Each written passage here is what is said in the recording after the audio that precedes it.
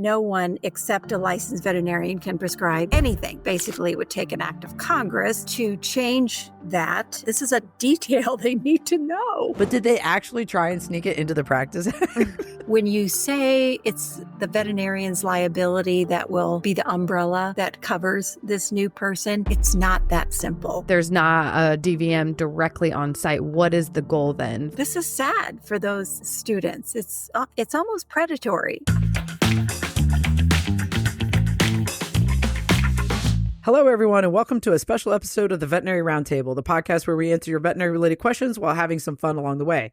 If you enjoyed today's episode, be sure to leave us a review on your podcast provider of choice, and if you have any feedback to offer to improve the Veterinary Roundtable, let us know.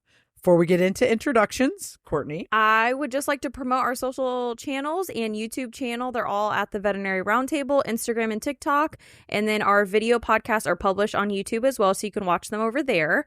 Continue using our text message feature. We're getting good feedback from it. But if you're in your podcast provider of choice, when you click our episode, there's a little link that says send us a text. Click that. If you'd like a shout out or us to know who wrote it, just leave your name.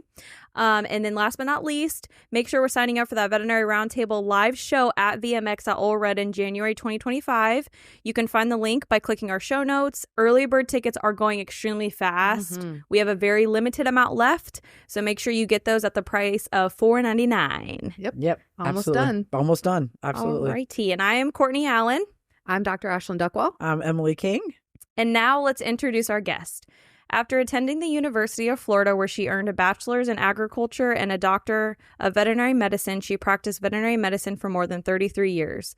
She ran her own successful small business in Boulder County, serving the community with excellence in veterinary care over 16 years. As a board member of two non-for-profit organizations dedicated to promoting animal health and welfare worldwide, she worked to improve the lives of all animals, including pets, wildlife, endangered species, and working animals. She served as a communications coach, training veterinary students at Colorado's premier veterinary teaching hospital at CSU. She continues to be one of the more influential figures in opposing Proposition 129. Please welcome Dr. Karen McCormick to the Veterinary Roundtable. Yes, Welcome. thank you. Thank you for being here. Thank you so much. Yeah, no, it's really a thrill to be here. Excited to have this chat, and I'm all for having fun along the way too. So I like that. Oh, good. We Okay. love that. I like that tagline. That's a good one. Okay, good. Yeah. That's good. Okay. We'll have a Absolutely. great time then. But yeah, Yes. we know how busy you are, so we really appreciate it. And so yeah, as we kind of dive into the topic, right, this hot topic, I think we all thought it'd be very helpful for our listeners, myself included, if you can walk us through the process of like legislation before it gets to like a ballot measure, just so we can better understand, kind of jumping right into Prop 129 and how it came to be. Yeah, there is an incredible backstory actually that goes back three years, 2.5, a good 2.5 years before it came to be a statute, a ballot initiative on our November ballot. And so be glad to kind of give you that overview, but interrupt me at any time because there is quite a bit to it. In 2022, that January, the Veterinary Practice Act for Colorado was up for renewal. That happens every 10 or 11 years. I just happened to be the only veterinarian down there at the General Assembly, and it was a sunset bill that was starting in the House. So lucky me, I got to carry that renewal of the Practice Act. Before that came about, there had been quite a bit of work done the year and a half before that to look at our registered veterinary technicians in our state. They were not a regulated profession, so they were not under the division of regulatory agencies here in Colorado, but really wanted to be a regulated profession. So they had to go through a whole process with that agency to find out if indeed they needed to be regulated. And it turns out, yes, they do. And so there was a tremendous collaborative effort with our Colorado Association of Certified Vet Techs here in Colorado and the CVMA, the Colorado Veterinary Medical Association, to write the language to fold in our registered vet techs into the Practice Act. It was really fun. It worked out really well. And That happened. But during that process, there were proponents of this VPA idea that had it had been talked about at the CVMA, their advocacy commission, which I'm not a part of, or was not, and still am not, where they had their board had discussed not only the vet tech issue, but this idea of a mid-level practitioner. And at the time, their first iteration of kind of suggestions or recommendations was to put this definition of this mid-level person in the Practice Act in 2022. So the proponents, mainly the ASPCA and Denver Dumb Friendly, were bringing forth an amendment to the Practice Act renewal with this short and sweet little definition about a veterinary professional associate. So being a relatively new legislator, but being a person of medicine, I just started asking questions. I'm like, okay, so if we're going to put this in statute, how do we tell the drafter, the people that actually write the bills are incredibly smart attorneys? What do I tell him? How do we define this? Well, we couldn't seem to answer that question. I said, okay, I just have a few questions. What is the unique skill set of this person going to be? Have we run this by the vet techs? Like, what do they think? What will they not be able to do? Have we checked with, liability people? Have we checked with the FDA? Have we checked with the USDA? Have we checked with anybody? Well, the answer to all those questions were there was no answer or no. And I said, okay, time out. Let's not mess up this beautiful collaboration of renewing the Practice Act, folding our vet techs in under DORA. Let's get this through, because this has to get through for everybody to continue to practice in our state. And I commit to this entire summer of really delving into this issue, because I'm kind of interested in it. I'm like, okay. And so that was the very beginning of the legislative process. It started then. And that was in 2022, you said? Yeah, 2022. Okay. Got it. Okay. So that was the first time that basically we said, no, we don't want VPA. Not no, we don't want VPAs, but we need more information. Yeah. We need to learn more about this. But did they actually try and sneak it into the practice? Well, they would have had to run an amendment. And since I was the bill sponsor of the renewed Practice Act, I would have to kind of accept that amendment, and they would have to have gotten the votes on my committee that I was chair of. I'm like, right. And it just didn't make sense, because this was going into our red statute books. These are law books. Like, what? Right. It just wasn't logical at the time to put it in there. Yeah. Okay. Okay. So anyway, that summer was incredible what this working group process went through. We had 13 online meetings. I have them all recorded. We had 35 plus people on every meeting, ranging from shelter veterinarians, registered vet techs, vet tech specialists, veterinarians, representatives from CSU, as well as veterinary technician schools, private practice, advocacy groups, AVMA, CVMA, anybody and everybody that wanted to be involved in this working group were invited. And we had literally over 35 people for each of the 13 meetings that went an hour and a half each, every other Tuesday that whole summer.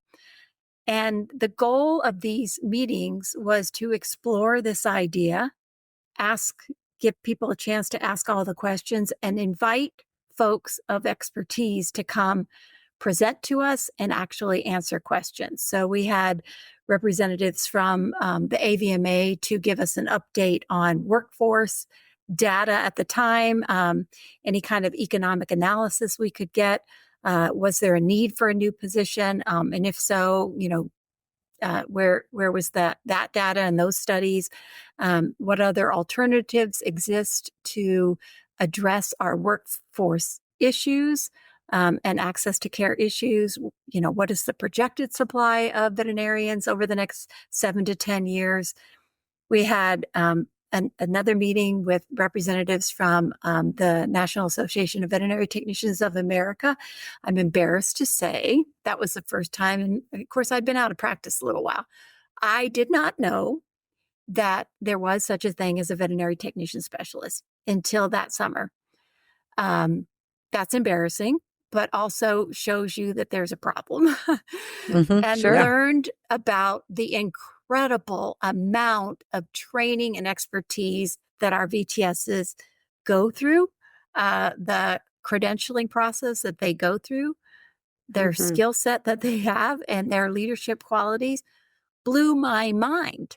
In fact, the professor at CSU that is really one of the driving forces behind the VPA master's program, I think it blew his mind because he said, he admitted in one of those meetings that if he was in charge of clinical services, I think, at the veterinary teaching hospital at the time, he said, if our veterinary students could graduate with this amount of knowledge and skill, he'd be thrilled. I'm like, Oh, wow. okay. Yeah. That's quite the statement. Yeah. I know. I said, well, this kind of sounds like a mid-level person to me when we learned about what VTSs do in their selected fields, their capabilities, just incredible. We had Dr. James Lloyd from the former dean at University of Florida, who's also a veterinary economist. It's a couple of his papers, some of his data that has driven a lot of the proponents data, I guess. I don't know if you all have seen the latest. I think the problem with his paper, or at least some of the other economists, is like he didn't take into account supply and demand, right? So like I think that was like one of the, which you can't not do. Like I don't know how you. Anyway. So I think that was one of the big, like, oh, wait, hold on just a minute. And then with the AVMA commissioning, Break Consulting with that new, where they took all of that into play. I mean, it makes more sense now analyzing the information and the number of new veterinarians that are going to come out, meet basically the pet household, the number of pet owning households, I guess, so it's fascinating. There's so many things that I'm like, why, when I say this, I'm jumping forward in our conversation slightly, but we had all those research papers done by CSU where even the ones that were put out in July where they're like, we wouldn't even use a VPA. Yes. Like, so I don't understand why we went down that road when you had all of these, every area of practice was more than 70%. I think the lowest one was 60 something percent. Like they're like, we won't use a VPA. And then you have another, it was just fascinating to me. I'm like, you guys did the research. Why aren't you listening to the information? Yeah. Anyway, it's mind blowing. Yeah. It's mind blowing. It's absolutely mind blowing. I was able to read this JAVMA article that came out, I guess, this month, this new fascinating. And they're calling those previous studies ad hoc studies, meaning they're not reproducible. They really can't stand on their own 2 feet, and that they served a particular purpose. And so when you go to those studies and you see who funded those studies, you start to get the bigger picture. But to draw the line and to kind of do the follow the money trail is very difficult in this situation. But there is enough smoke to make you wonder and to understand if this didn't come organically through the profession as a need, and practices are not calling out for this position, then who's behind it? Why? Why are we doing this? Yes. Yeah, absolutely. And I think that was a lot of the questions that have people presented have been to asking, us too. And just literally trying to get all the information possible. Right. Well, because we are, we were taught to, we're inquisitive people anyway, but we were also taught to try to get to the bottom of what is the problem we're trying to solve. And that's the same in legislation. That's why, coming from a medical field and now being a legislator, I'm like, okay, it's problem solving. That's what this is. Sure. And so I spent that whole summer, we had Dr. Steele come present, we needed to hear, her why. We had Dr. Wayne Jensen from CSU, who's the one that was really pushing this and promoting it. We asked Dr. Stacy Anderson, who is the dean at Lincoln Memorial University. They started their own Masters of Veterinary Clinical Care 2 years ago. Their Masters of Veterinary Clinical Care is strictly for registered vet techs that have a 4-year bachelor's degree, that have been practicing for 3 to 5 years and want to go to the next level in leadership and skills, and kind of like being a medical director. It's actually a cool program. It's completely online. I think at the time it was going to be $20,000. We asked the question about, well, how about this being another alternative to becoming a VTS? Because a veterinary technician specialist presently has to do it all on their own. It's all self-driven. And we asked CSU, why don't you do that? That's awesome. Yeah. You're calling it the same thing, but it's not the same thing. And we didn't actually get a really good answer for that until someone said the quiet part out loud. And the quiet part out loud is, well, we have 4,000 people apply to veterinary school. 150 get in. What are we going to do with all those other people? We can just kind of steer them over here and ask for $50,000 to $80,000 for a master's degree, and then they can be a VPA. Like, oh, yeah. I'm like, okay, Interesting. Thank you for highlighting that for me. I've also since learned that master's programs bring in money to universities. Yeah. Okay. But do they solve a problem? Do they help people and animals?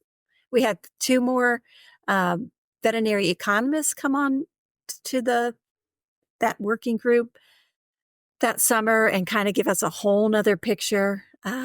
We had a veterinarian here in Colorado that works at a band field that talked to us about how they have put their certified vet techs to use in a way that allows them to practice to the full extent of their knowledge and training and expertise, and how it's helping their practice tremendously with their efficiency and the amount of people they can see. And we had Dr. Kent McClure from AVMA, who is also an attorney, come talk to us all about liability insurance, PLIT issues with this particular position, and how when you say it's the veterinarian's liability that will be the umbrella that covers this new person, it's not that simple. Yeah. It is not, we have decades of data on veterinary technicians and receptionists and everybody kind of being in this liability model. Adding a person that's actually going to be diagnosing, potentially doing surgery, is just not the same. And we have no idea the cost implications. The most malpractice or liability claims that come to PLIT are communication issues and spay neuters. The most common things. Dr. Steele mentioned that there were liability companies lining up to insure these people. What do you say when you hear that? Yeah. So Dr. McClure walked us through that in the hour and a half on that particular session that we had about one liability plan is not equal to another. And the Professional Liability Insurance Trust has crafted I think he said 80% of veterinarians, use this insurance for them, for ourselves, has been crafted to really be a hand in glove fit for our profession, and for the things that happen, to fully protect the veterinarian. He says you can absolutely go to almost any insurance, place on Main Street, and they will write you a liability policy. Is it really going to protect you? He doubts it seriously, because there are so many, and he even walked us through almost like an inquisition. Like, okay, let's say you were accused of this thing. I would be asking you, you allowed this person to do, to diagnose this gastroenteritis case.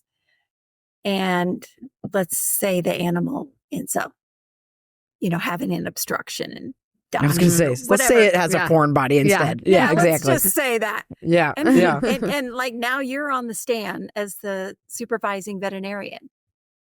I would be asking you, not that, tell me how you made sure you verified that person was qualified and capable of doing that thing. And then you would say, well, they went to school, but how did you make sure that they were capable and qualified and competent to do that? God. I mean, as he was like, doing I don't this, have time. I was sweating. I'm like, oh man, this is just, because they'll get you on the stand, and you're gonna have to defend that you allowed somebody else basically to, practice medicine under your license. Which Yikes. is like a huge deterrent for I just like playing through all those scenarios. I just think of like our schedules and what I know to be true from my schedule, my daily, what we come across. And it's like, I don't know how to do my job and somebody else make sure somebody else is doing theirs at the same time. Yeah, it's impossible. I mean, there are super women and men out there that maybe want to take that on, but hearing that there's seriously so many scary points or turns or questions that they can get you on, when you ultimately you have to say, because I thought they were trained, right? Because that okay, yeah, no, and you're in deep serious trouble. Yeah, exactly. Bye license. But I think so. We were kind of talking through, and I apologize if we're not done with like the recap of the legislation, but I'm very interested to hear about like the RVTs and like the veterinary specialists, because that was happening at the same time VPA was proposed, right? So was that a way of saying, no, let's not focus on, or let's solve the VPA problem with this, or was it just coincidentally presented at the same time, if that makes sense? That makes a lot of sense. And it was through these meetings. The very important next one I wanted to say, though, was we had Dr. William Flynn from the FDA Center for Veterinary Medicine come talk to us and proceed to inform us about federal FDA law and how different prescribing authority is for humans versus veterinarians, and how basically it would take an act of Congress to change that, and that no one except a licensed veterinarian can prescribe anything, period, full stop. Yeah. Did so is you that hear what shut anybody it down else then? say that? Yeah. I know, right? So like, does that then in your head, that's where you're like, all right, no, we're not moving forward with this. Yeah. This is An act not of something that can Congress. go through the General Assembly. We're done. Right? Well, is that kind of like the huge. That Yeah. was huge. I thought, okay, I graduated 40 years ago. I'm sure I must have learned that. But for him to go through it, and he's a very dry, very, just fact kind of guy. I'm like, oh my goodness. And Sure. so as, through this whole summer, it was more that I and many others on this group, because there were proponents and opponents, were, and we were all learning, because I go to my dermatology PA. I'm like, oh, okay, sounds like an interesting idea. Let's look into this. But the farther we got in absorbing all this knowledge, I just had so many aha moments of the barriers to how this person would actually help access to care, actually help lower cost of care, actually help hardworking veterinary teams. I'm like, I can't see it. I'm looking for it. Right. I'm looking hard. But then I had these aha moments of, look what we can do. Look what's going to help right now. As soon as we can pass some laws, it's going to help in a hurry. We can look at our telehealth, the definition and availability of how we use teletechnologies. And we can look at our hardworking registered vet techs, vet tech specialists, and see if we can even expand their scope of practice. Because I bet we can. And I bet we can not only get them as a regulated profession, but then go further. And so the first year, we just got the Practice Act through with the vet techs. The next year was when we wanted to try to do more. And that's where there were two competing bills that were kind of butting up against each other. And it wasn't just me all by myself that shut that down, as you may have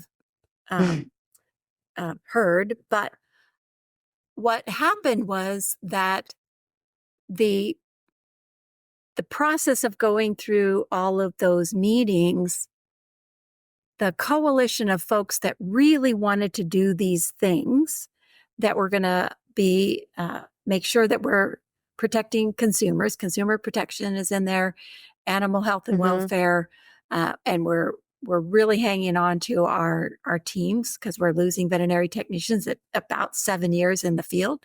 They're not getting paid to the full extent of their worth, and they're not being utilized. And we did hear a lot from our veterinary economists about how inefficient our providing of care is. And so the proponents of the VPA just didn't want to let it go. They were just dead set on, we need this, we want this, we're going to get it through. Whereas a bunch of others of us were, this makes more sense right now. Let's do this. It's going to help now. And it may very well be all that we need to do because I still have not been convinced, not just me, the group, convinced that creating a brand new position that doesn't exist on the planet with someone that can't prescribe when diagnosing and prescribing are so inextricably linked. I'm like, I wanted to sort of maybe like it, but I can't. Well, and you didn't even get the chance to see what you did pass, like how it was going to influence the efficiencies of, like with the RVTs and stuff. Yeah. Like there was no there's not been a chance to even see what that's going to do. Yeah. And so it took a whole nother year before we got that telehealth bill and the vet tech scope of practice expansion bill. Those just went into effect this August of 24. Oh, wow. So, yeah. Right. So, I mean, like, you don't even, No, you haven't even had a chance to. No. So basically, it didn't go through General Assembly. And so then they're like, butt hurt, basically. So they go to ballot, right? Because Colorado's a ballot state. So and they it say, costs okay. about $1 million too, I think, to just get enough signatures to get it on the ballot. So you have this group of like the CVPA, those people that are a group of people like designed or came together to figure this out, to get this VPA position. And when I look at that group of people, I'm like, there's a lot of corporate people in that group of people, right? Bingo. Yes.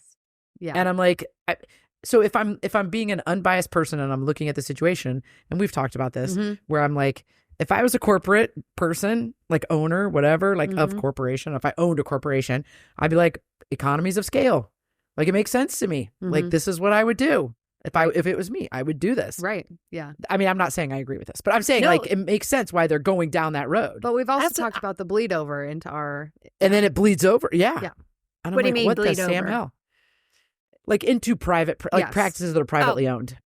And how it can affect... It's not just made for corporate. And I think the bill that you guys passed that changes the scope of practice for the VTSs and the RVTs did help or would help the shelter medicine issue. It's Right. incredible what we did. I mean, and it Yeah. was our CACVT, our organization here, that the executive director of that organization, Aaron Henninger, and I were just working night and day to get this right, because this was a big deal. And Yeah. the part that's a huge deal is that these that RVTs and VTSs will be allowed to treat minor medical conditions which arise in a patient with an already established VCPR in consultation with a veterinarian under direct supervision using written or verbal instructions. This is a huge deal. This is kind of Sure. what they were trying to get the VPA to do. I'm like, okay, we're going to do it right now with people that already exist. Isn't Yeah. that what they argued to say? That's what VPAs will be doing. They'll handle the small ones. Like, I mean, I'm pretty sure Dr. Steele said lacerations and the spay neuter, but not handle diabetic ketoacidosis cats. No, they're going to be very skilled, but not be able to handle a diabetic ketoacidosis. But they could do the dentals too. Yes. So Well, we did and we're not expand- making up we stuff. ex- That was I there. know, I Yeah. heard it. I heard it. Yeah. Oh my gosh, yeah. We expanded their ability in dentistry as well, so that they can take out single root extractions and suture gingival flaps, and that they can close existing surgical incisions, and they can do reproductive ultrasound now, which is a big deal in our rural communities. They can do preg checks. Like that's where we need help. And so, and then as our vet techs and VTSs are doing more, we have more, at my practice, we used to have a whole afternoon column just for our veterinary technician appointments. As they're doing more, they're helping with production income. They're going to be able to earn more. Also, their job satisfaction level is going to rise to where it should be, where they truly are contributing, and the whole team can be humming along as it should be.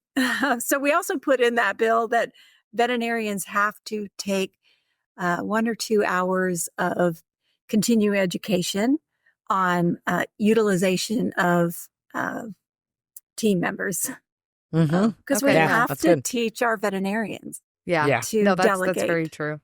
Yes. And that was another argument, again, that VPAs would be used as a dentistry turnover. But like thinking if I did 3, because you had mentioned single rooted extraction. So if I did all the work on a 3-rooted tooth, but then I can have Courtney swing in, who's registered vet tech, come in and close the gingiva, then I can continue to move on. So that could Right. still be the compromise there of trying to get more care done.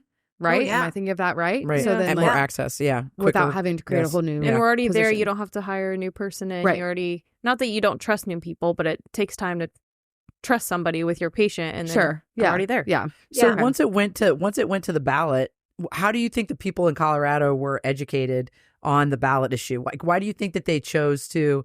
Do you feel like it was all like animals need care and Yeah, how was it the presented? animals? Like, and so then The- people, of course, are going to be like, Yeah, let's vote yes. This was so hard because the people of Colorado love their animals, and the proponents' messaging is so simple, so simple. Don't you want to help animals? Don't you want to increase access to care and help your poor, hardworking veterinarian? This is just like a PA. The opponents' messaging, like, look, we're going to spend an hour and a half or 2. There are so many nuances to this. And I tried so hard to get in. We get a booklet before every election that comes from the Office of Legislative Legal Services that goes out to every voter. Every voter gets a mail-in ballot here in Colorado. So you have your ballot for 3 weeks. But in this blue book, it goes through like, when you vote yes, this is what it means. When you vote no, this is what it means. And here's what the proponents say, and here's what the opponents say. I tried to get an amendment to this blue book that would at least let the voters know that this person would not be legally allowed to prescribe anything. I thought this is a detail they need to know. Yeah. Mm-hmm. Mhm. It didn't pass. Oh, I just froze. It didn't pass the committee by 1 vote. Ugh. And I Oh, thought man. just a Ouch. little more information for the voters. And then the AVMA did come help us here in Colorado because they knew that it was important enough to try to get the messaging out to folks. Folks don't really pay attention that much in front of an election. There was quite a bit of please don't sign this petition on social media. They did that. But then they raised enough money. They had TV ads. They had every social media trying to educate the voters. We had op-eds written by veterinarians all over the state.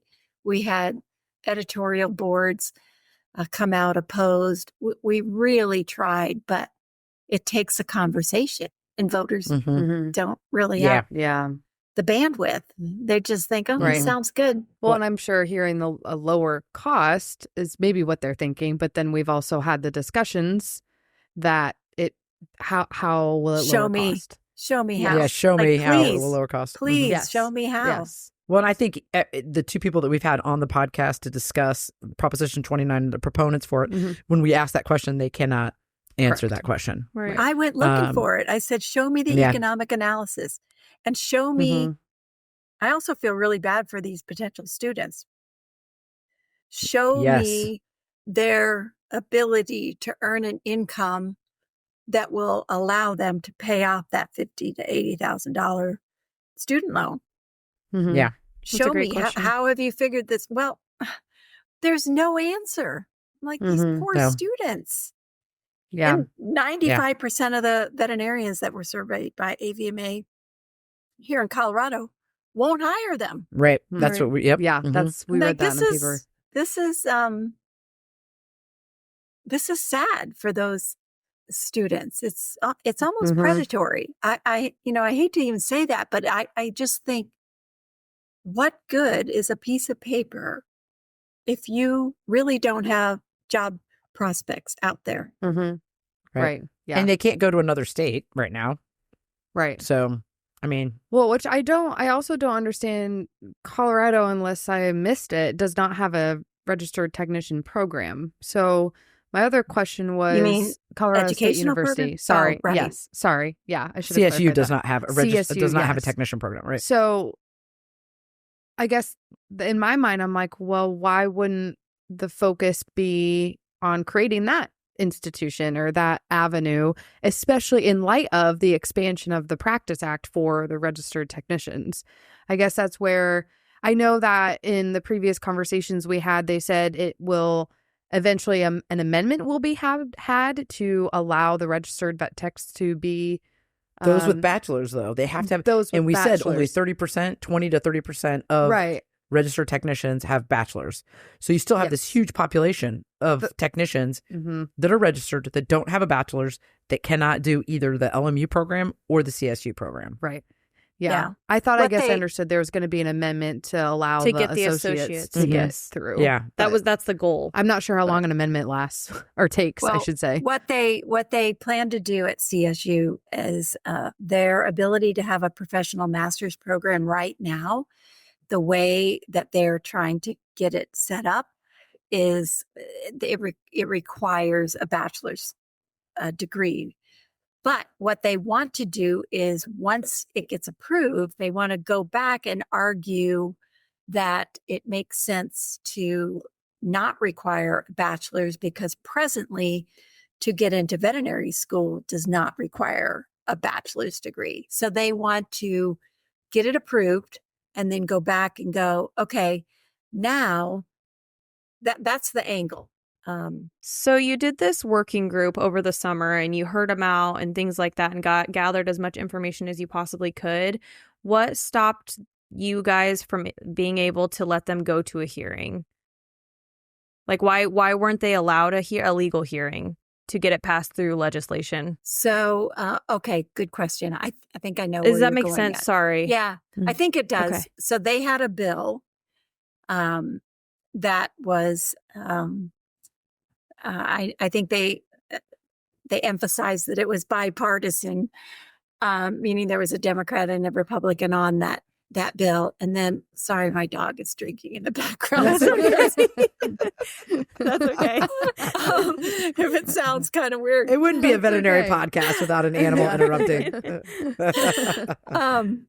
He kind of likes to tank up. So he's like,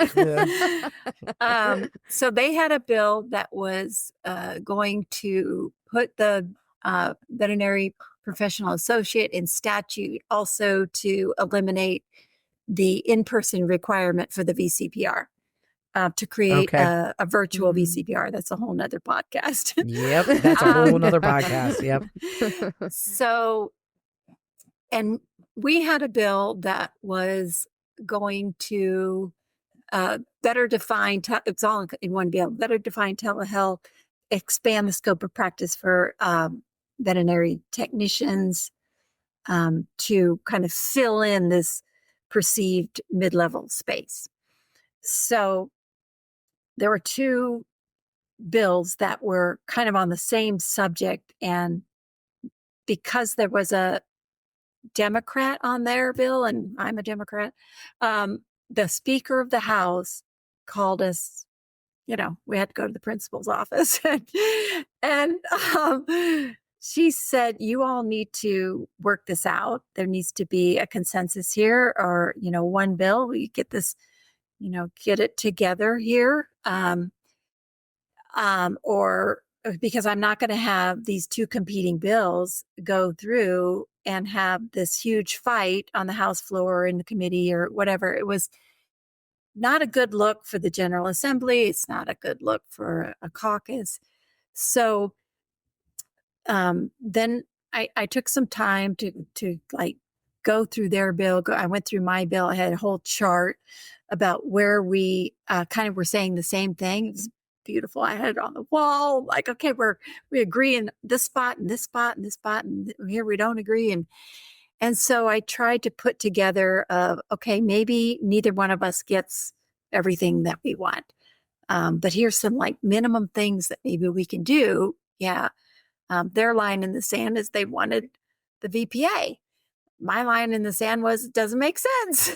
Mm-hmm. Right. Sure. I was trying to do these other things that maybe we could agree on. And so I decided to invite Dr. Steele. I said, how about just you and I meet without all these other people in the room, and see if we can't come up with something to get something through this year.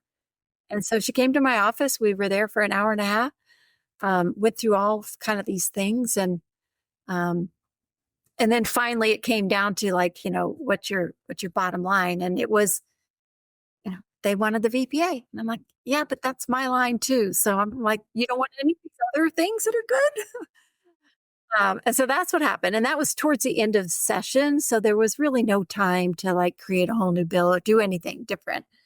We ran out of time, which is. So how do you decide? Like, is it because you're the chair, yours gets to go through? Is that how does it, why did, okay. So she decides, the speaker decides which one goes through. The Speaker of the House, in those situations, has the authority to say neither one of your bills gets to get introduced then. So she, we can bring bills forward, but she has the authority to introduce them so that they're like, then once they're introduced, they have to go through the process. Like we have this thing called, I don't even know what it stands for, but it's called the gavel amendment. Basically any bill that gets introduced gets a hearing. Absolutely. Hands down. Doesn't matter what it says, what it does. So these two bills did not get introduced because of that. If there was not resolution ahead of time, there was probably not going to be resolution having two bills go through the process. It would be like they'd be would be conflicting. They'd be in direct competition. Yeah. Sure. Yeah. So those it was two, a good decision.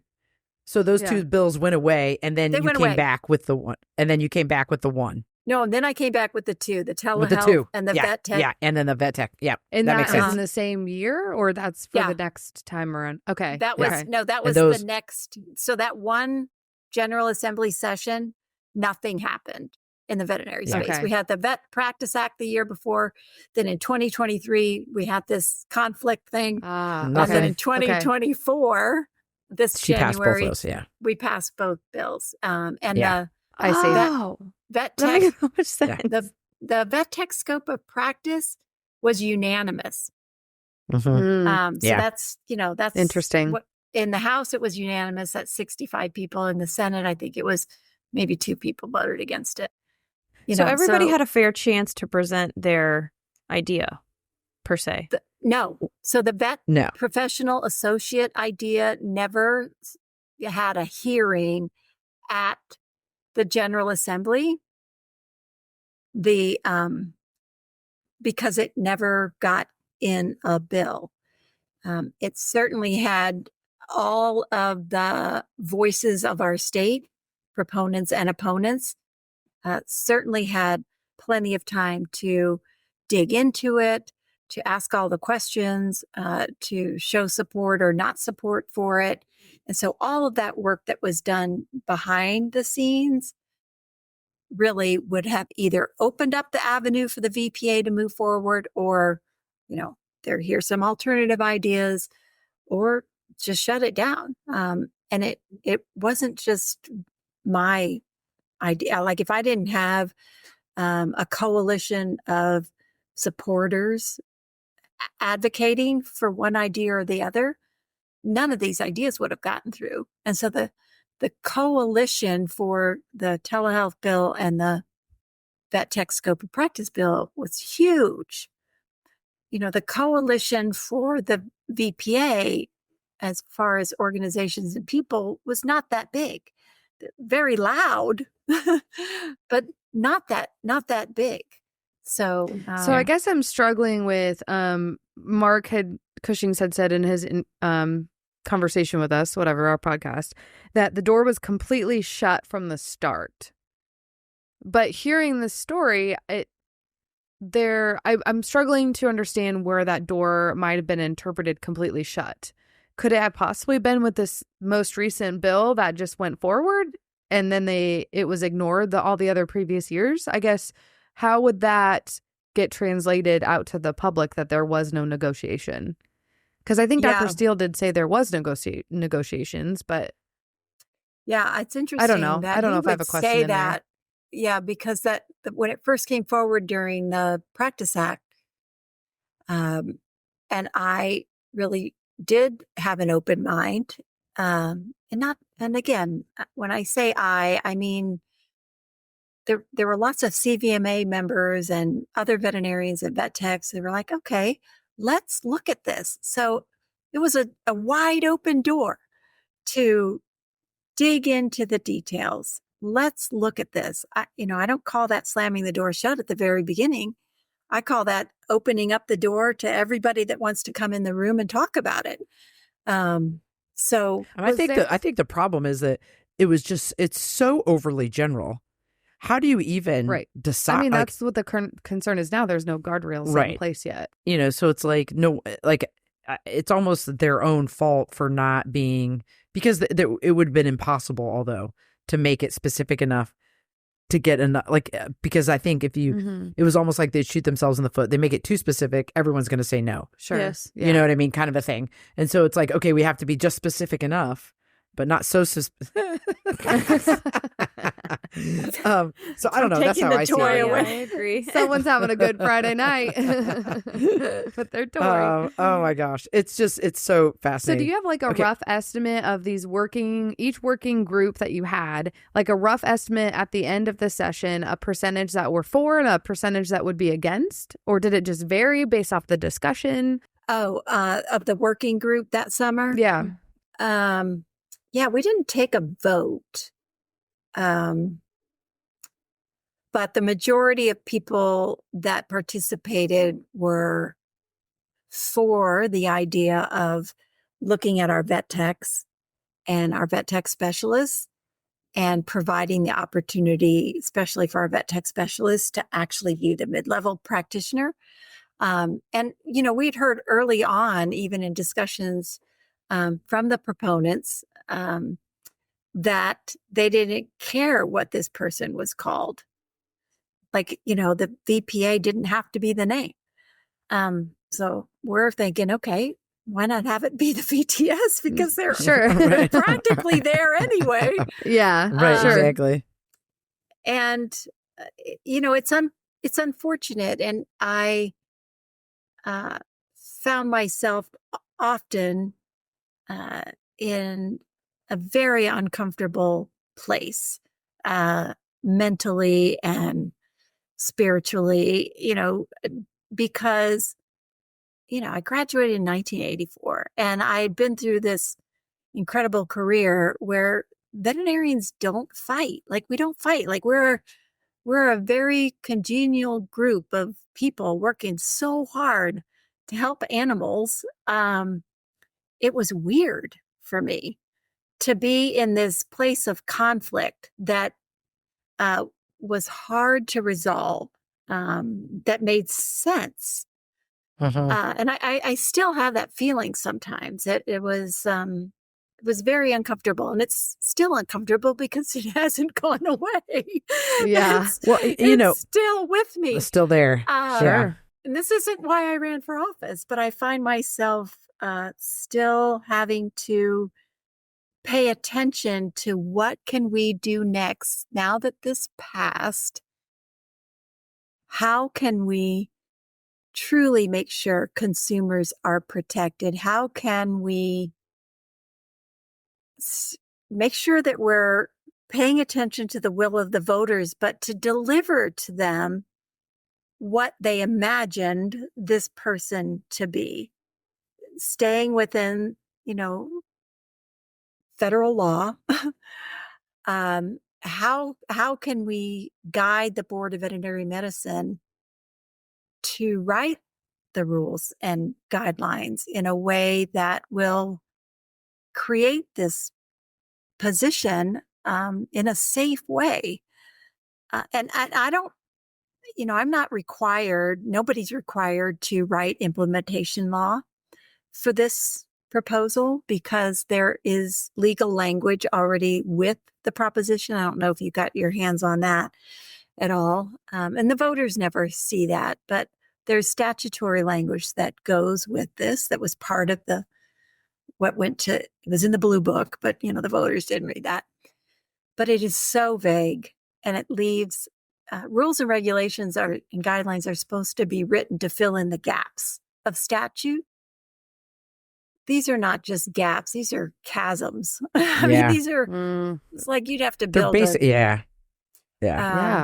I want to be able to bring forth a piece of legislation and hopefully work with CSU on this too, that will better direct the Board of Veterinary Medicine in their rulemaking authority, give them some better signposts to write rules.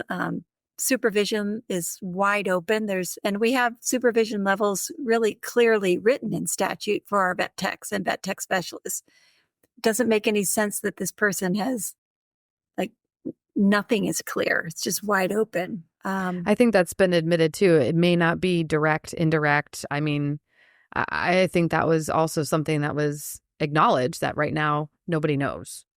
So what's the goal there then? If there's not a DVM directly on site, what is the goal then for the supervision for that role? I mean, there's so many questions. Well, yeah, and I think that if the rural areas are being underserved, there's no veterinarians there. You need veterinarians to supervise the VPAs. Mm-hmm. That doesn't make sense because there's no veterinarian there. So then how does a VPA serve that purpose? That doesn't make sense. Yeah. So they're going to have to figure that part out, as far as indirect or direct supervision. But not yet, because it's just dogs and cats right now. And it's just dogs and cats. They can't do large animal. Yeah, no. And that's where the greatest veterinary need is. Right. So are you in the conversations with the guardrails to be implemented and decided upon, or what happens now? Yeah. So right now, literally, if nothing were done, the Board of Veterinary Medicine is charged with writing rules And it says that in the statutory language that went with 129, that they have to write rules around what credentialing might look like. They have to write rules around what supervision is, when, how. They have to pick maybe an accrediting body. So if nothing were to happen, somehow they would write some rules. And that process occurs separate from the legislators. It's a separate process through DORA where they can invite public input, public testimony. So certainly veterinarians and CVMA and vet techs and everybody can go, we think that this person should only be under immediate and direct supervision, and they should never be under indirect. That could be somebody's input. Or if these are the kinds of things that CSU is imagining, then maybe we should get it in statute and not leave it so wide open to the board. The board, they have a lot of work to do, and they only meet 4 times a year, and they have cases that they go through. Like writing rules is kind of a secondary thing. And so the more specific and detailed statute can be for them, the easier their job is. And so I hope to be able to bring something forward without a lot of fighting over it, that will give consumers their expectation, like what they need to understand, that if any person ends up seeing a VPA, that they've gone through an accredited program that measures up to something. They've gone through a credentialing program or a national exam that shows some minimal level of education and expertise. And they have to know that there's some accountability there, like who's in charge, who's liable. So I see it as a consumer protection bill because the language with the proposition doesn't have enough in it. And then the prescribing. Yeah, go ahead. No, I was going to say there's no way to back the bus up from a legislature, right? Well, I mean, like technically there is. I was talking to an attorney in the Office of Legislative Legal Services today, trying to wrap my head around this whole rulemaking process too. Technically, when it's a statutory ballot initiative like that, the legislature could repeal the whole thing. But you have to realize that you would need the votes, and the people of Colorado and the elected officials, when the people of Colorado vote for something, then most elected officials go, well, the people asked for it, we got to deliver. Mm-hmm. And we have a governor that's 150% in support of this thing. So, and we need his signature on this bill. So it's a good question. Legally, we could repeal the whole thing and throw it in the trash can. But realistically, that's not going to happen. So how is the governor connected? What makes him such a proponent of the VPA position? How is he connected to everything? Would you like to invite him on your podcast? No. Maybe we should. I don't know. I can maybe. The door's always open. I can always see. I mean, like, and I don't understand how CSU doesn't have a conflict of interest with having a clinic. Do you know what I'm saying? That then is part of DFL, that then is a donator of the lobbying group. Like, all that seems like backhanded to me because it's benefiting CSU in the end. So yeah, and CSU, this is public knowledge, CSU got over $633,000 from PetSmart charities to start this master's program. Right. So, like, I mean, like, it just, and I think that, and I've said this before with the other two guests, I mean, in my opinion, this is basically creating a veterinary light position so becoming, and maybe it's going to become the new veterinarian. I have no idea. Yeah, I mean, it could be. It's cheaper. It's cheaper. So you're going to see, our students going to go, okay, I'm just going to go do this because I don't do surgery anyway that much. And I want to practice on dogs and cats. But you can't prescribe. I mean, yeah, I don't know. I think bringing up the prescribing thing, if you're a student out there listening to this podcast, that needs to be your headliner, Harrison. You will not be able to prescribe. A VPA student. Yeah. If you're considering going to VPA school, you will not be able to prescribe. Your hands are tied. Even the proponents that are saying that, they'll just follow a protocol, just follow this recipe that I've pre-approved. If it's an ear infection and you see yeast, here's the recipe. Even when we talked about that with the FDA and the attorney from the liability, they're like, if it doesn't come from the veterinarian's brain to that patient, somebody's going to get in trouble if something happens. Somebody's going to get in trouble. That's what I was just going to ask. That was in my head because an example used for us was that they'll do laceration repairs. You have to sedate those dogs. You have to use drugs to sedate the dogs in order to repair laceration. So they'd have to prescribe the sedation drugs, but they can't.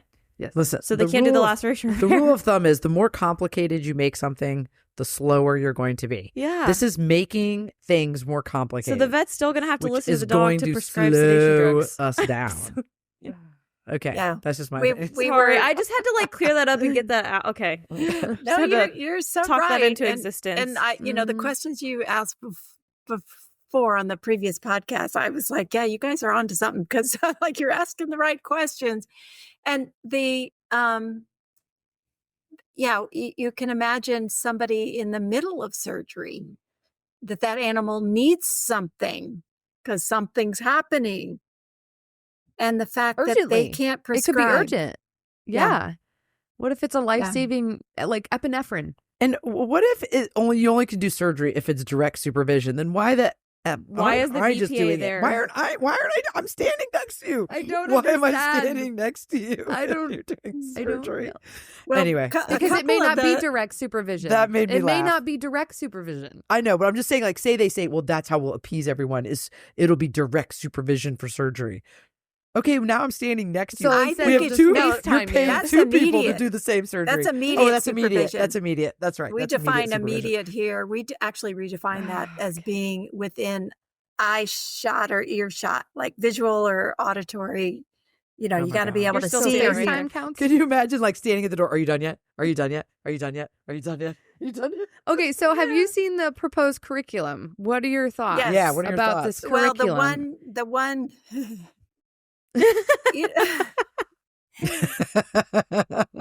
The titles of the courses are so general that you can't dig into okay, what are you actually teaching in this course called Principles of Surgery? Yes. One of our veterinarians at work said, what did she say about the infectious disease?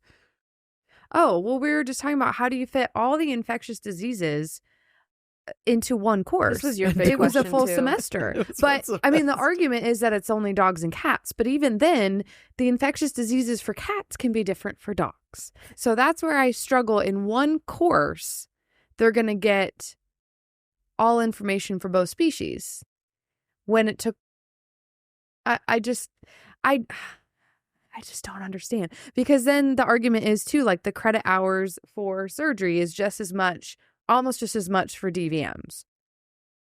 It's 3 hours difference or something. 3 hour difference. Yeah, but when you veterinary school is not pie. You just can't cut a slice of pie out and here you go. It's more like a balloon. If you start taking it apart, the whole thing falls apart. It's yes. It's like just because you're having a course in surgery doesn't mean you haven't brought some of that knowledge from all those other classes with you into that surgical course. And yes, to me, this will create more work for the veterinarian. We had a couple of those veterinary economists explain to us that many of our veterinary teams across the nation are so inefficient in our ability to everybody doing what they should be doing, that adding another position to an inefficient model does not increase efficiency. It's probably going to make it worse. Yes. Sure. Yeah. Mm-hmm. Yep. So another, I guess, purpose or intention behind VPA was to put them in shelter atmospheres. What are your thoughts on that, especially given the light, at least in Colorado, the expansion for the RVTs? Yes. So the ability for a person that's not a veterinarian to do things on shelter-owned animals is different than it is on owned animals that come to the shelter for care. And so certainly there's probably some wiggle room for our VTSs or RVTs to, I don't know, I may be speaking out of line, to do, line up all the cat neuters and go down the line, because they certainly do know how to do it. Yes. Yeah. It's when you get into client-owned animals that you're starting to cross that line. And so you could think of shelter-owned animals similar to herd animals. It's a herd, owned by the shelter. So the shelter is your client, and just like we can have people working on dairy farms and ranches that aren't veterinarians, they do all kinds of stuff to their own animals, and they're allowed to do that. They can suture lacerations, they can, pull a calf, they could, so there's room for that right now with our existing people. If we want to really kind of push the envelope there, it's those client-owned individual animals that you start to cross that line with liability, with prescribing authority, with knowledge, all those things. So, did you happen to ever ask CSU why they just didn't increase their class of veterinarians? Like, why don't you just pump out more veterinarians? they are doing that. I did but ask like them that. minimum. Yeah, they're But gonna, like only like what, 10 more or something? no, Like, I they're don't know. adding Like, it's, 30, 25, 35 more. So is every Okay. single veterinary so school is every across our right. nation. Yeah. Yeah. And there's 13 more coming online. Boom, problem solved. There's a projection that we may overdo it in the companion animal space. Mhm. Kind of that, Yeah. it happened after the recession. I think there was an oversupply. Mm-hmm. Yeah. And then COVID, as in this article from AVMA, COVID kind of created what seemed to be a undersupply, like an access issue. But I think it mostly highlighted inefficiencies in practices. Yeah. And people I had think it more really did. discretionary income. Yeah. Right. You hear about there was some degree of emotional blackmail that was happening during all this too. When you hear about 75 million pets that aren't getting access to care, as a veterinarian, you go, oh my gosh, really? Well, I don't know where that number came from, but anyway, you have to step back and go, okay, why? And also, how are we going to pay for them all to have access to care? Are we going to create a Medicaid kind of situation where we're all paying taxes into some system to allow every home to have the ability to access basic care? Oh my God, can you imagine? How there's a veterinarian here in Colorado that wants to do I'm this. sorry I'm laughing because I'm thinking of like some old guy who's like, I'm paying taxes for what? But I want to dig into that number that gets thrown at us. Yes. And then I think about also in this article or something I read, the part of this access to care issue, I think we have created ourselves as a profession. So somehow in the last 30 years, and I've asked the dean at CSU this too, how did we get away from this? Our ability to have general practitioners that get out of school. Maybe they don't know how to do it all, but they know how to teach themselves to do it all. Like there didn't used to be the explosion of specialty practices. And thank goodness for all the specialists, because it's always nice to have somebody to refer to when you've hit a wall. But the problem has become that, all that talk 25, 30 years ago about gold standard of care and all, we have created the inability of the person in front of you to have some kind of help. What happened to, it didn't even have a name, but now they're calling it spectrum of care, continuum of care. You have somebody with a problem in front of you, and yes, maybe that animal needs a brand new hip. But gosh darn it, if they can't do that, are you going to send them out the door? No. You have a whole wealth of other tools in your toolbox to offer that person, from acupuncture to laser to some carprofen, so many things that you can do. And somehow, and I'm simplifying it, but we have made veterinary care more and more expensive by not being able to offer even this, keep that animal with that family. We've talked about this before on podcasts. We talked about it with Dr. Cross, who's a neurologist, who's the director at VCA here in town where we are. And he's like, we are taking care of patients that the general practitioner should be taking care of. Yeah. And Things we could the schools are teaching students they need to refer. Yes. When I was in school, they taught us how to do everything. We learned how to do medial patellar luxation. We learned how to do extracapsular repair on a knee. We learned how to, there was nothing they didn't teach us. I was doing dorsal laminectomies. Yeah. Like no. Because somebody can't afford 10,000. Sure. So there was nobody to send it to. There was nobody. There was very few people to send.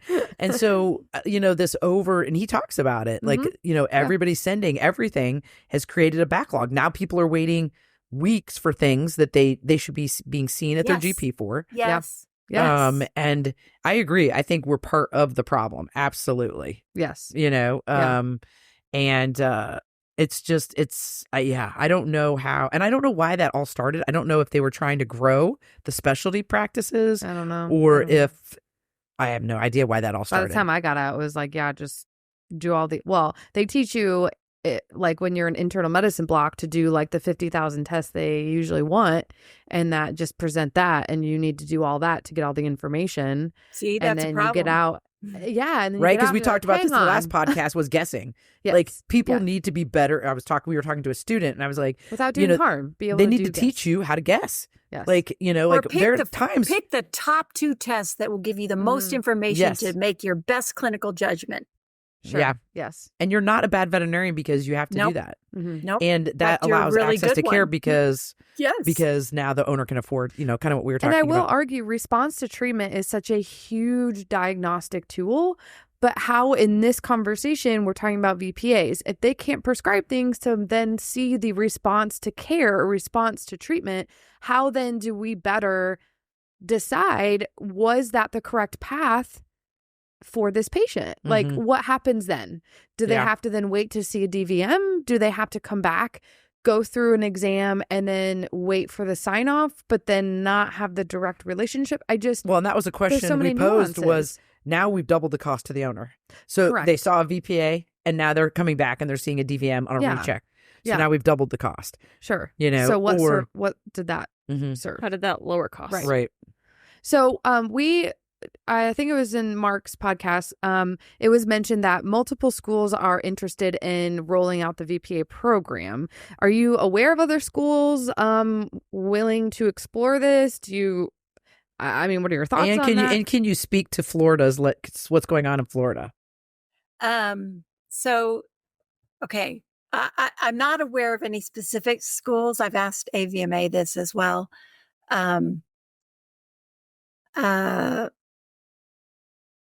I don't know. I guess there could be. I'm not privy to that knowledge. Florida tried to, let's see, last year, was it the virtual VCPR they were trying to get through or the VPA? I think it was the VPA because something stalled or something went dead on some floor somewhere or something. However they call that. What happened with that bill is, again, there are internal inside the building politics happening at every state house across our nation, believe it or not. And people have relationships with each other. And apparently in Florida, there was a retiring somebody that was running this bill and in the House. And I think it got through the House like unanimously or something. And it was to honor that dude. And then it went over to the Senate and they killed it. So I'm like, really? Like this isn't a game. This is not a game. And then now it's up again, I think this year or something like that. So but the AVMA is probably down there trying to help educate legislators because, you know, even the legislators in my building, I felt like I was my own lobbyist. I had to go around educate people about all of this stuff. Well, in the Florida bill, the thing that like actually made my jaw drop on the ground was it says it authorizes certain individuals to use the title veterinary professional associates, authorizes such associates to perform certain duties and actions, prohibits such associates from prescribing certain drugs or controlled substances, or from performing surgical procedures. And at first I was like, oh, okay, it sounds like a technician. Then it goes on, provides exceptions and provides that veterinarians are liable for acts or omissions of veterinary professional associates under their supervision and control. Omissions. Can you imagine if you're in a room and we were talking about this at work today, and I'm like, they didn't feel the tumor in the spleen, in the abdomen, and the dog bleeds out, and then you're responsible for that omission?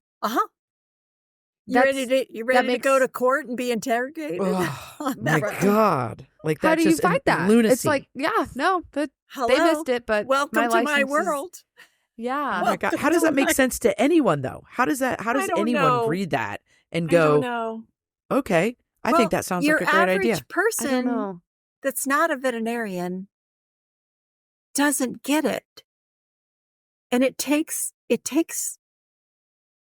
while to educate people, especially when they have the power of voting for something or not. And be sure to add that extra little bit on the AVMA dues thing when you said that in. Right.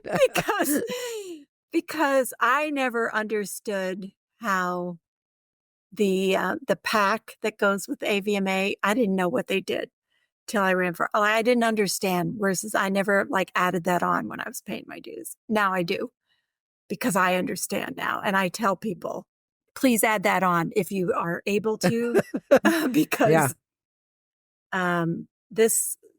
we're fighting big money interests, and we're not a big money profession, and it's hard. And it makes me, it breaks my heart at times. It makes me deeply sad. But I'm still in it to do what I can as much as I can. And I'm sorry we lost this particular battle. And now I need to just try to make it as good as it can be. Yeah. I mean, that's a good perspective. You can absolutely. do what you can now at this point. But one last question. Oh shoot, what was I going to ask now? It just escaped. Just jumped out of my brain. You're supposed to write your questions down. I know. I was down. supposed to write it down. I lost my pencil. Oh my gosh. Oh my. I mean, we can just like moving forward. Like, what would you say your message or your hope for our listeners to gain from all this information and these interviews that we're trying to have to get the information out there regarding Prop 129 VPA rule? Like, what do you hope that they take from information that's out there, both from opponents and proponents? I mean, because you know what I was going to say was that Mark Cushing said, just give it a try. Sure. Just try it. Like, don't be afraid. Just try it. Wasn't that what he was? Yes, that basically? Was the end. Yes, that was the end. Yeah, result. Don't be afraid. It's just what I would tell people is not be afraid. It's a pilot. Just try it. Don't be afraid of it. Yeah. Okay, there you go. That's your tee up. Well, that's a good one too, because that was part of your previous podcast too, about how so much of the opponents to this are fear driven. And I will sit here and say that wasn't it at all. And that I have multiple times been called a protectionist And as I said in committee, when I called a protectionist in committee, I said, yep, I'm going to own that. Yes, I'm a protectionist and I'm here. And I will recite my oath for you again from 40 years ago that I am here to protect the animals. First, I swore a lifelong oath to do that. And secondarily, I'm going to protect people, public health, and consumer protection. So yes, call me a protectionist. I'm not out. I'm not being paid by the AVMA or CVMA or anybody else. In fact, I hardly make that much money at this job. So the fear factor, again, is another triggering thing that I'm not falling for. I'm a very logic-driven, reasonable person that wants to solve a problem. And this idea creates more problems. I don't see it solving actually any. Our issue with the veterinary workforce is in our food animal and production animal space. We have got to look at that problem. 85% of veterinarians graduating from veterinary school these days are going into companion animal. The need is dire for our food animal space. And if we don't look further up the chain and figure out how, incentives to go into rural areas, if you didn't come from there, don't work. We've tried that.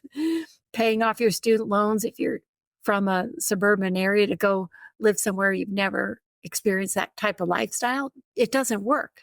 We're going to have to do more like grow your own, recruit people from rural areas, help them into veterinary school, help them through, help them pay for it, help them go buy the practice that the old guy's about to shut down because nobody will buy it. We've got to actually look at the problems and figure out ways to solve them. This is not it. I told CSU, even when we started that working group summer, at the end, I said, this is the homework. We did your homework for you. You should have done all of this work, all of these questions that we asked all summer. You all should have done that before you showed up with an amendment to the Practice Act. So we did their work for them, and I'm still And Dr. Lloyd actually said, we should just do everything we can. It's like, just throw stuff at the wall and see what sticks. I don't know if he said exactly that, but it was like, yeah, just try it. Just try it. I'm like, but wait, why? I'm not against, I'm for anything that works. I've said that in medicine, I'm for anything that works. I became an acupuncturist because I thought, well, if it works, this is cool. And it does. Yeah. So, yeah, I am not afraid. I am concerned for the safety of these animals. And I'm also concerned for those poor students. What would you tell people that are in other states that, or see this coming down the pipe? What can they do to try and, maybe keep from getting, not every state's a ballot state, but I mean, keep from getting in this position? Mm-hmm. Is it mostly to watch the Practice Act, make sure that the Practice Act only changes appropriate? What do you think is the best way to try and... The Practice Act in different states, somebody would have to, if it doesn't go through a citizen ballot initiative, it would have to be a piece of legislation going through their state assembly, their general assembly, and so it would be making sure that they have strong state VMAs that are staying aware of any discussions that are happening in this space. If their state does have a veterinary school or is opening one of the new ones, it's going to take a lot of conversations from the veterinarians in the state VMAs. The veterinary technicians were an incredible partner in this. This was a slap in the face to them, honestly. This was incredibly hurtful to our vet techs. And that's a shame because we really do need them. We need more vet techs. We need more veterinarians, and we need them in the right places. So I would just encourage veterinarians that might be listening to stay involved with their state VMAs and to stay updated with what's coming out of AVMA as well, all the data that they're putting forth, and the great efforts that they are providing each state. Yeah, it's a lot, and our state was the guinea pig because we are probably one of the easiest. All it takes is enough money to get something on our ballot here. You don't even have to go statewide to get the signatures. You can just stand in one metropolitan dense area and get all that you need. And it's frustrating. I think we need a law to change the ballot initiative process. And that might be coming this year. It might be a little too late, but that could be coming. Well, thank you so much for all your hard work. No kidding. You know, and for spending time with us. Yeah, yes. We really appreciate it. Thank you for explaining all of that. It was very helpful. And just our goal is to get all the information out there for anyone who chooses to listen to us babble, and we hope from both sides. But I think the information will speak for itself. Very clarifying. Yes, for sure. Well, I'm happy to be here and really appreciate that you want to do this on a Friday night. Can't imagine anything better. That's Dr. right. McCormick. That's right. Absolutely. Yeah. Well, I appreciate it. And there are certainly other voices in this space that could round out my perspective of kind of what I went through there. Folks on the CVMA team and the AVMA team and the CACVT team that kind of had different perspectives on this process. So there's a lot more to the story. So I really appreciate having the time to be able to at least fill folks in on a little bit more of how we got where we are. Yes, absolutely. Yeah, we hope to have more conversations too. So. Alrighty, well, thank you so much for tuning into another episode of the Veterinary Roundtable. Remember, send in those questions and leave us a review if you've enjoyed this episode or a previous one. And if you're attending VMX, make sure you buy tickets to the Veterinary Roundtable live at Old Red through the link in the episode notes or our social media pages. We'll see you next week for another episode of the Veterinary Roundtable.